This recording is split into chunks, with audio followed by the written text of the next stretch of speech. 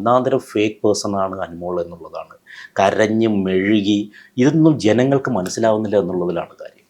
എനിക്ക് അതാണ് ഏറ്റവും കൂടുതൽ എന്തോ ഒരു പാരഡോക്സ് പോലെ എനിക്ക് തോന്നുന്നൊരു കാര്യം എന്ന് പറയുന്നത്. കാരണം എന്ന് പറയുന്നത് ഈ ജയിച്ച് കഴിഞ്ഞിട്ടും ആ കുട്ടി നിങ്ങൾ 1-2 ഇൻ്റർവ്യൂ കണ്ടാൽ മതി.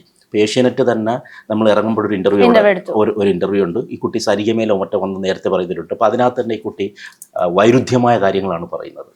കാരണം എന്ന് പറയുന്നത് പാചകം ചെയ്യാൻ അറിയില്ല എന്ന് ബിഗ് ബോസിൽ പാചകം ചെയ്യാൻ അറിയില്ലെന്നോ അങ്ങനെ എന്തോ പറയുകയും MG ശ്രീകുമാറിൻ്റെ ഇൻ്റർവ്യൂവിൽ ഈ കുട്ടി പറയുന്നുണ്ട് ഞാൻ വീട്ടിലെല്ലാം ഉണ്ടാക്കും.